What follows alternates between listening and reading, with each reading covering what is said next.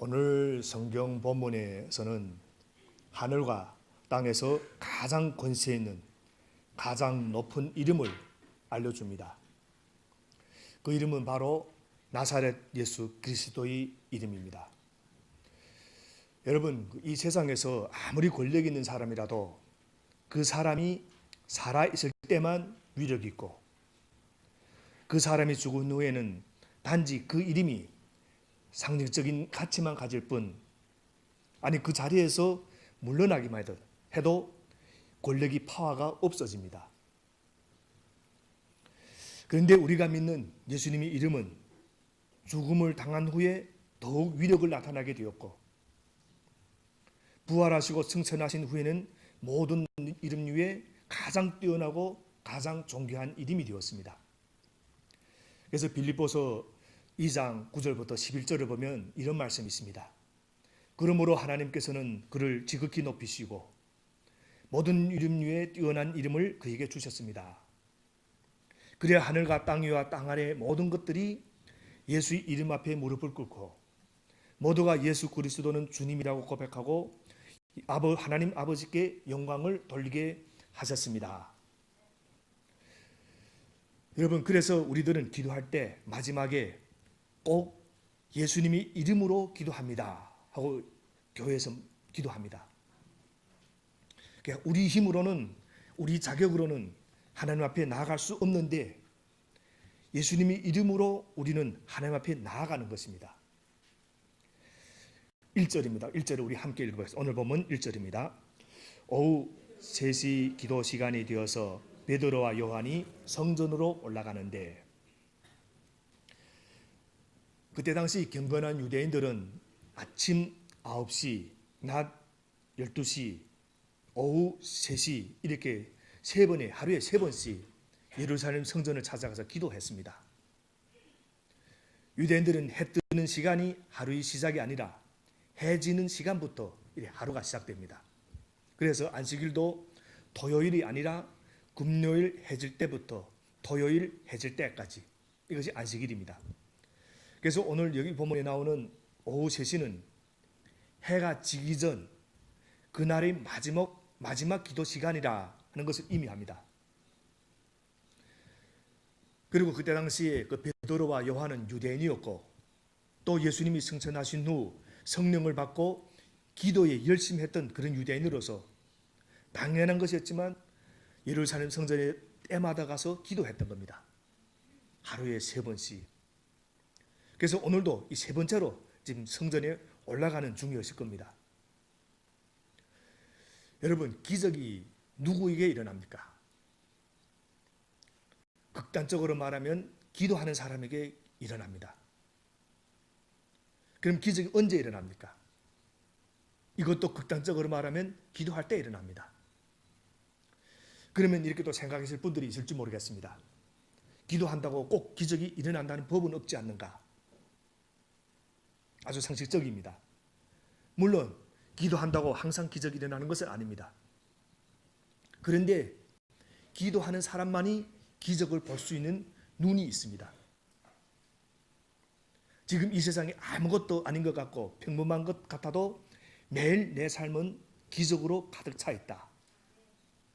우리가 마음껏 공기를 마시면서 살아가는 이 자체부터 기적인 겁니다. 그런데 이런 것을 보통 사람들은 잘 느끼지 못하고 당연하다고 생각하며 살아갑니다. 그러나 진정으로 늘 기도하는 사람에게는 이런 것들이 다 감사의 제목으로 느껴지는 겁니다. 그래서 오늘 본문에 나오는 이 베드로와 요한은 기도하는 사람이었다. 여러분, 우리가 기도를 드릴 때 우리가 드리는 기도가 하나님께로 올라갈 뿐만 아니라 그 기도하는 시간 동안 하나님께서 우리에게 하늘의 힘과 능력을 공급해 주시면서 우리에게 영적인 힘과 능력을 또 우리에게 받게 하고, 그래서 우리가 기도할 때 강한 사람이 되는 겁니다. 뭐 힘이 강한 사람이 아니라, 그래서 우리는 기도를 통해서, 말씀을 통해서 하나님의 뜻을 깨닫게 되고, 또 하나님께 주시는 힘과 능력을 가지고 우리는 하나님 뜻대로 순종할 수 있게 되는 것입니다. 이것은 다시 말해서 우리가 기도하는 그 시간을 통해서 성령으로 충만해지게 된다, 이 사실을 의미하는 겁니다. 그래서 우리가 기도를 통해서 성령으로 충만해지고 또 우리 믿음도 그때 자라게 되는 것입니다. 그래서 우리가 기도하는 것과 성령으로 충만해지는 것과 믿음이 자라는 이 모든 것들은 다 서로 떼야 뗄 수 없는 아주 긴밀한 관계에 놓여 있는 것입니다. 그래서 우리가 성령으로 충만해지면 무슨 변화가 생겨나는가 하면 무엇보다도 우리 마음이 담대해지고 자신감이 생깁니다. 그 똑같은 사람입니다. 그런데 기도하고 성령 충만해지면 이상하게 담대해지고 자신감이 생깁니다. 그래서 오늘 본문에서도 보면 이제 베드로가 성령으로 충만한 가운데 그 마음이 자신감으로 가득 차 있었다 하는 것을 우리는 느낄 수 있습니다. 그 비겁했던 베드로가 이런 성령 충만한 상태에서 하나님은 오늘 본문을 보면 한 사람과의 만남을 허락해 주십니다.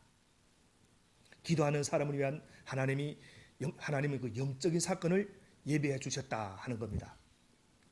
베드로와 요한에게는 그 영적인 사건이 무엇인가 하면 나면서부터 못 끊는 이런 사람을 만나는 사건, 이런 영적인 사건을 허락해 주셨다. 2절을 우리 함께 읽겠습니다. 2절입니다. 시작. 나면서부터 못 걷는 사람을 사람들이 떠매고 왔다. 그들은 성전으로 들어가는 사람들에게 구걸하게 하려고 이 못 걷는 사람을 날마다 아름다운 문이라는 성전 문 곁에 앉혀 놓았다. 여러분, 그 성전에 그때 당시도 그렇지만 이 성전에 기도하러 오는 사람들이라면 굉장히 경건한 사람들입니다. 그래서 그들이 그 동정심을 자극해서 이 돈을 주게끔 이 구걸을 하도록 지금 어떤 사람들이 지금 거기다가 두었던 겁니다.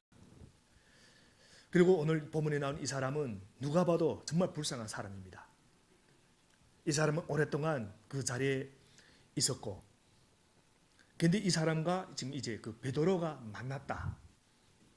요한이 그 베드로와 요한과 만났다 하는 사건입니다. 여러분, 그 만남이라는 것은 어떤 사람에게는 그 우연히 일어나는 그 사건이라고 생각될 수도 있지만 또 다른 사람에게는 기적의 사건이 됩니다.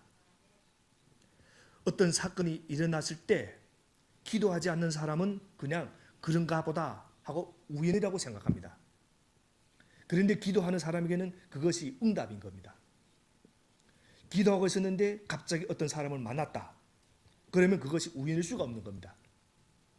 그래서 어떤 사건이 기도하는 사람에게는 축복된 사건이 되지만 기도하지 않는 사람에게는 우연히 그렇게 되었나 보다.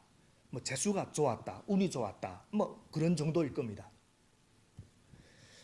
그러나 기도하는 사람은 모든 일을 주관하시는 하나님의 손길을 느끼게 되고 하나님이 일하시는 것이 보이기 때문에 어떤 것이든 우연이 된 것이 아니라 하나님의 선한 계획 속에 가운데 이루어지고 있는 것을 깨닫게 됩니다.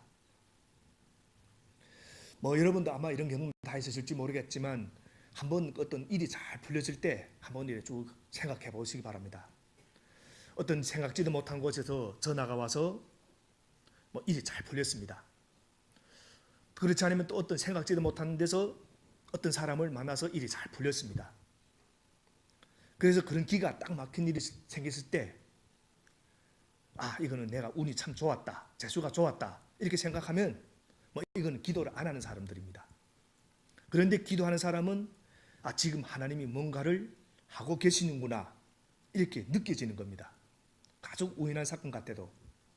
그래서 지금 이 베드로와 요한 그리고 나면서부터 못 걷게 된 이 사람이 만나고 있는데 이 사람 입장에서 보면 별로 중요한 사건이 아닌 겁니다. 이 사람 입장에서 보면 지금 수많은 사람들이 아름다운 문을 통해 성전으로 들어가고 있는데 베드로와 요한은 그 수많은 사람들 중 2명뿐인 것입니다.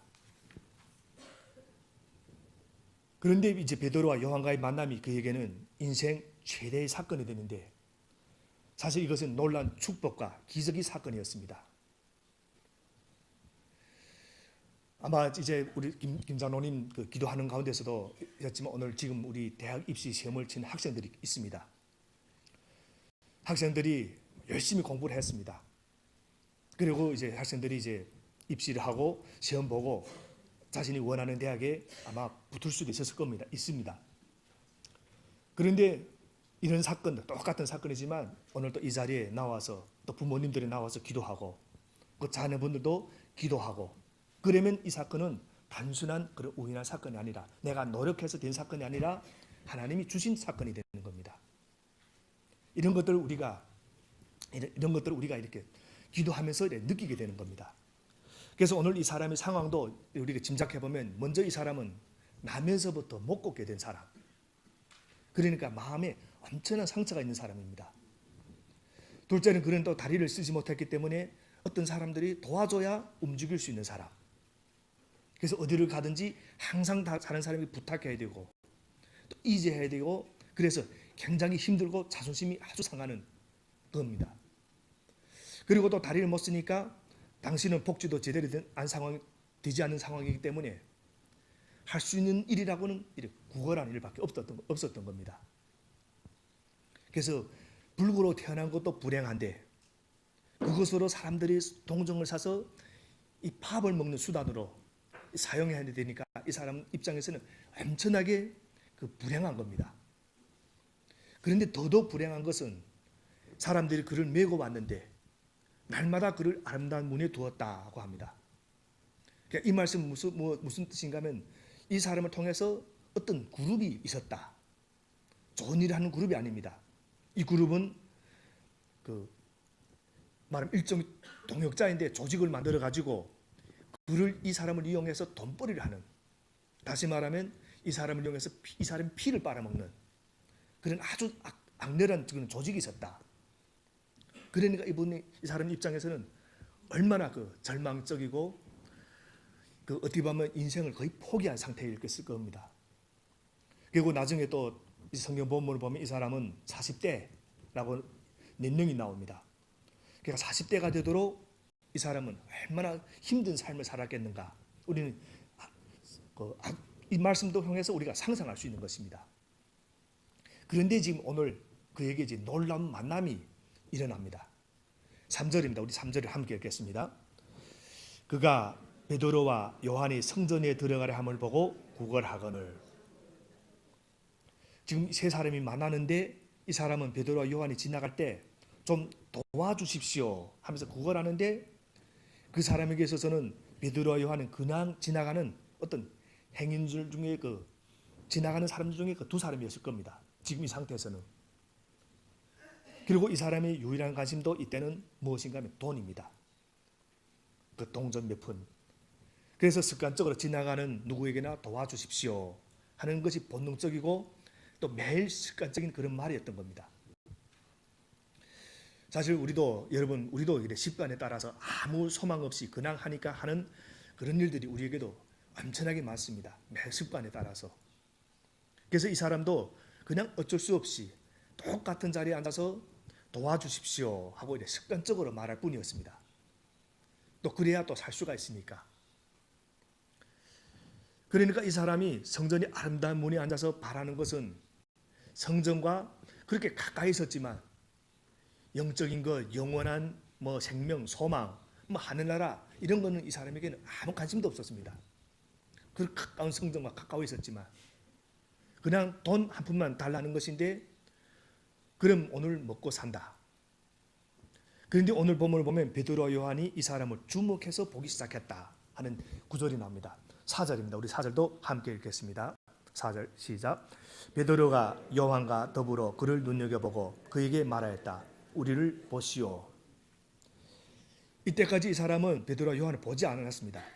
두 사람 지나가는 발만 보면서 도와주십시오 하는데 베드로가 그에게 고개를 들고 우리를 보라 하는 겁니다. 그래서 이 사람이 날마다 여기에 있었으니까 베드로와 요한이 아마 처음 본 것은 아니었을 겁니다. 분명히 매일 봤을 거고 그러니까 기도할 때마다 그 자리에 계속 있었으니까. 그러니까 베드로와 요한이 그를 많이 봤을 텐데 오늘 이 순간 따라 베드로의 마음에 성령님께서 감동을 주신 겁니다. 저 사람이 더 이상 저런 삶을 살지 않게 도와줘라. 이 감동을 받고 지금 우리를 보라 한 겁니다. 아주 놀라운 것입니다. 우리도 매일 똑같은 삶을 살다가도 갑자기 이런 성령 감동을 받을 때가 있습니다. 그때 이 사람이 반응이 나옵니다. 5절입니다. 우리 5절 함께 읽겠습니다. 그 못 걷는 사람은 무엇을 얻으려니 하고 두 사람을 많이 쳐다보았다. 뭐 보편적인 반응입니다.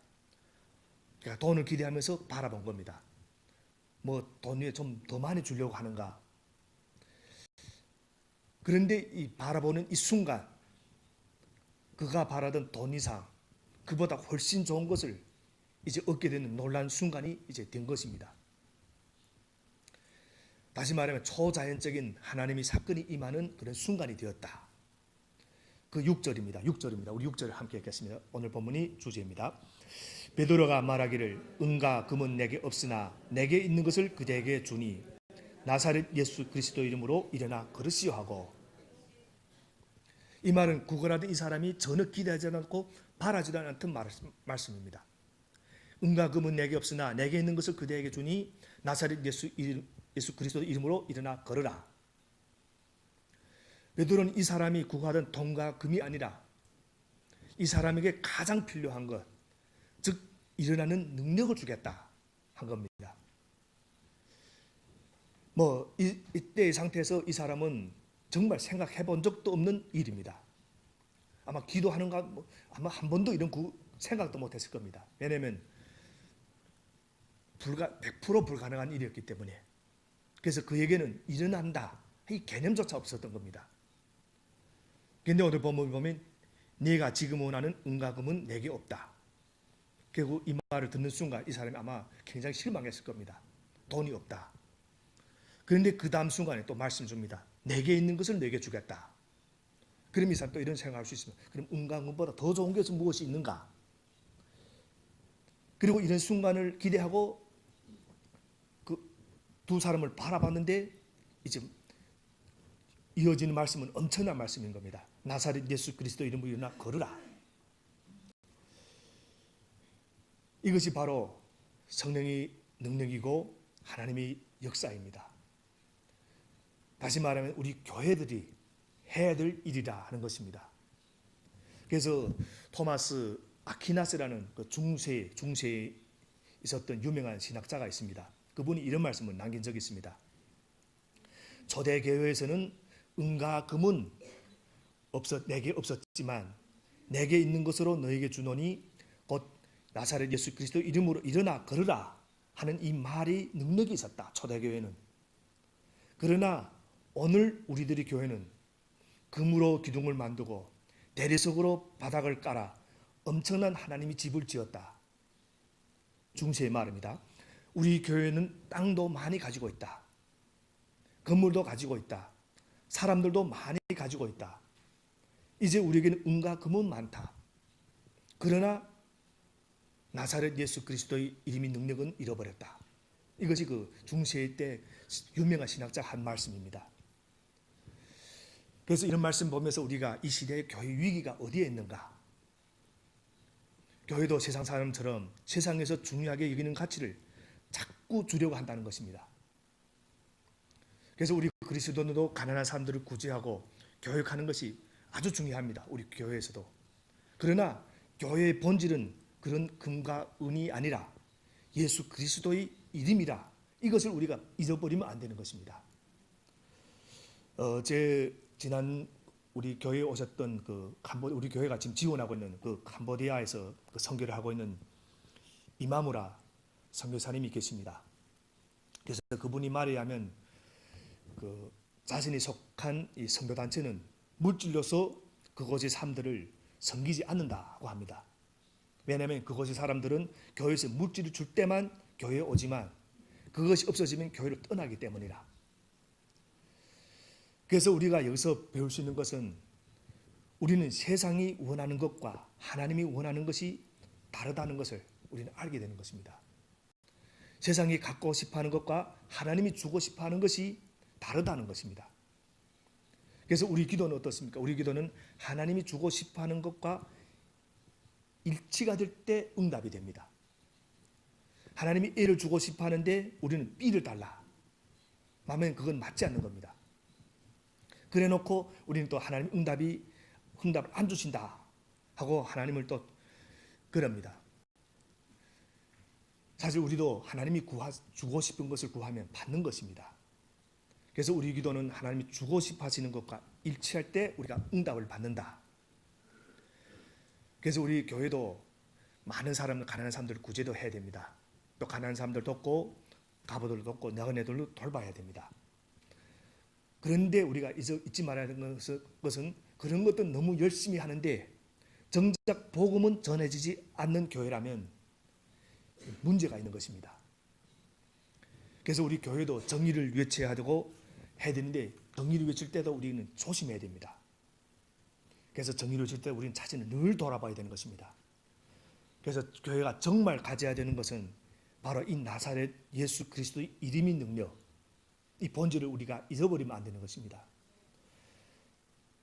그래서 예수 그리스도를 우리 교회는 세상에 줘야 되는 것입니다. 사실 세상에는 돈도 있고 재물도 있고 명예도 다 있습니다. 세상에 우리 교회보다 더 많습니다. 그런데 세상에는 무엇이 없는가 하면 예수가 없습니다. 그래서 교회가 이 세상에 줄 수 있는 것, 그것은 단 하나 예수 그리스도라는 것을, 거기에 교회의 본질이 있고 그것이 참된 예수 그리스도의 교회인 것입니다. 여러분, 교회는 예수 그리스도 중심입니다. 예수님을 전해야 되고 복음이 전해지는 것, 이것이 바로 교회가 해야 될 일인 것입니다. 그래서 오늘 본문을 보면 베드로가 나는 여기 금과 금은 없는데 이것도 받고 금은 있는데, 이런 말씀, 오늘 본문을 보면 이런 말씀 아닙니다. 나는 지금 돈도 있다, 그런데 예수도 주겠다, 이런 말씀이 아닙니다. 나는 금과 은이 없다. 그런데 내게 있는 것을 준다. 그것은 곧 나사렛 예수 그리스도 이름이다. 그 이름으로 일어나 걸어라. 다시 말하면 가장 필요한 것을, 정말 필요한 것을 주었다 하는 겁니다. 7절 8절도 우리 함께 읽겠습니다. 7절 8절입니다. 그의 오른손을 잡아 일으켰다. 그는 즉시 다리와 발목에 힘을 얻어서 벌떡 일어나서 걸었다. 그는 걷기도 하고 뛰기도 하며 하나님을 찬양하면서 그들과 함께 성전으로 들어갔다. 이 사람의 마음을 한번 생각해 보겠습니다. 걷기도 하고 뛰기도 하고 얼마나 신기하고 놀랐겠습니까? 그런데 반면에 또 베드로를 생각해 보겠습니다. 나사렛 예수 그리스도 이름으로 일어나 걸으라 하고 담대하게 선포했는데, 그리고 오른손을 잡아 일으켰는데, 그때마나 이 사람이 일어나지 못하고 주저앉아 버렸다면 아마 얼마나 창피했겠습니까? 말이 안 되는 겁니다. 그래서 우리도 이 말은 얼마든지 할 수 있습니다. 나사렛 예수 이름으로 걸으라. 그리고 나서 바이바이 할 수도 있습니다. 그런데 오늘 베드로는 손을 잡아 일으켰던 겁니다. 거기서 이제 하나님의 능력이 역사를 했던 겁니다. 그래서 우리가 이런 말씀들을 보면서 우리가 한 가지, 말로는 못할 게 없다. 섬기는 것도 얼마든지 말로 할 수 있고 전도도 얼마든지 말로 할 수 있다. 그런데 믿음이 행동이 따르는 것이 쉽지 않다는 것입니다. 그래서 우리는 예수 그리스도 이름으로 일어나 걸으라고 말로도 하지만 그 사람이 손을 일으켜주는 이 행동이 필요한 것입니다. 항상. 그래서 우리가 이런 말씀을, 하나님 위로를 받으시오. 저도 그 말 많이 합니다. 하나님 위로를 받으십시오. 이래 말로는 쉽게 할 수 있습니다. 그리고 실제로 그 사람 위해서 시간을 내고 달려가서 함께 있어주고 또 함께 울어주고 함께 격려해 주는 것은 쉽지 않습니다. 왜냐하면 우리가 너무나 바쁘기 때문에. 평소에 따로 시간을 내서 그렇게 하는 사람이 정말 많지 않습니다. 귀로 듣고 입으로 기도하고 찬양하지만 발로 움직여서 섬겨야 한다 하는 말씀은 이런 말씀 통해서 우리한테 적용할 수 있는 것입니다. 그리고 이 사람 이렇게 세우니까 이제 발목에 힘이 들어갑니다. 그래서 한 번도 일어나지 못한 사람이 일어나서 걷고 뛰고 하나님을 찬송했다. 놀라운 기적이 일어났던 것입니다. 또 그렇게 했을 때 그는 베드로와 요한과 함께 성전으로 들어갔다. 그 8절에서 표현합니다. 사실 이 사람은 태어나서부터 한 번도 성전에 들어간 적이 없습니다. 성전에 가장 가까운 곳에 있었지만 성전 안으로 들어가 보지 못했다. 아마 꿈에도 자신이 성전 안에 들어갈 것을 생각해보지 못했을 겁니다. 그저 문에 앉아서 구걸했을 뿐. 그런데 처음으로 이 사람은 성전에 베드로와 요한과 함께 예배자로 들어간 것입니다. 그러니까 얼마나 감격스러웠겠습니까? 이 사람에게 그날의 성전은 더 이상 맞벌이 장소가 아니라 그 성전이 하나님의 영광이 임재하는 곳이 되었고 하나님의 거룩함이 있는 곳이 되었고 은혜와 감격이 있는 곳이 되었을 겁니다. 그 처음으로 그것을 느꼈을 겁니다. 그래서 그는 뛰고 걷고 뛰고 그러면서 하나님을 찬송했다. 우리에게 이런 기쁨이 있는가? 우리 자신을 우리가 한번 질문해 보시기 바랍니다. 그러나 이 사람은 오늘 본문에 보면 이 사람보다 기쁜 사람이 없었다. 그 표현을 하기 어려울 정도로 기뻐합니다. 그동안은 너무 비참했고 우울했고 수치스러웠습니다. 그런데 지금 완전히 바뀌었던 겁니다. 돈은 원했는데 돈보다 더 좋은 것을 받았고 가장 필요한 것을 받았고 그래서 이 사람은 이거는 또 영원히 뺏기지 않는 그것을 받았던 겁니다. 이제 9절 10절을 우리 말씀도 우리 함께 읽고 오늘 말씀 마치겠습니다. 9절 10절 말씀입니다. 사람들은 모두 그가 걸어다니는 것과 하나님을 찬양하는 것을 보고 또 그가 아름다운 문 곁에 앉아 구걸하던 바로 그 사람임을 알고서 그에게 일어난 일로 몹시 놀랐으며 이상하게 여겼다. 막 결론인 겁니다. 너무 놀랐던 겁니다. 사람들이. 결국 정말 깜짝 놀랐고 사실 후에 나오는 이제 그 내용을 보면 이 한 사람이 변화가 나중에 보면 5천 명이 하루에 예수님을 믿게 되는 그런 역사가 일어납니다. 이게 이 한 사람의 변화가 수천 명의 사람들의 삶에 변화를 주었다 하는 말씀입니다. 그래서 우리도 이런 말씀들을 보면서 한 사람의 변화가 중요합니다. 나 하나 기도해서 되는가? 이런 질문 우리 가끔 합니다. 그런데 오늘 말씀 보면 되는 것입니다. 또 나 하나가 기도를 안 하니까 안 되는 것이지. 나 하나 정직하게 살아서 될까? 사람들 다 그렇게 사는데. 그런데 오늘 말씀 보면 되는 것입니다. 하나님은 예루살렘에 무너질 때 성벽을 붙들고 잡아줄 수 있는 사람 한 명을 찾으셨는데 그 한 명이 없어서 예루살렘 성전이 무너졌던 겁니다.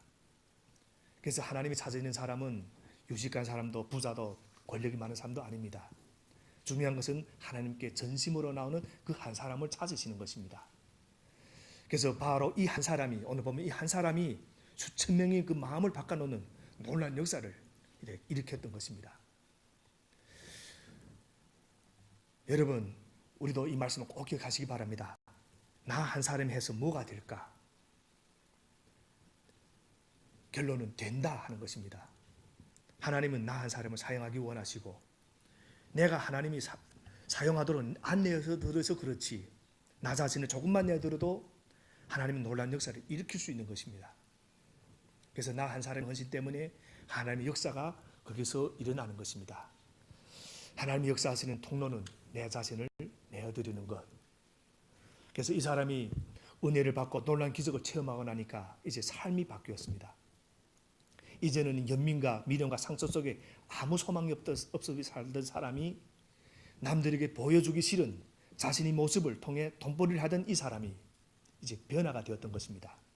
완전히 새로운 인생을 살 그런 문이 열렸던 것입니다. 그리고 예수 그리스도의 이름으로 치유를 받았을 때 예수님 때문에 놀랍고 새로운 삶이 시작되었습니다. 이것이 초대교회에서 일어난 첫 번째 기적 사건입니다. 나사렛 예수 그리스도 이름을 드러내고 나눠줬을 때 바로 이런 기적이 일어났다. 그래서 오늘 우리 교회도 바로 이런 기적이 일어나기를 원합니다. 그래서 우리는 다른 것이 아니라 나사렛 예수 그리스도 이름을 선포하고 그 이름을 드러날 때 바로 이런 놀라운 역사가 우리에게도 넘쳐날 줄로 믿습니다.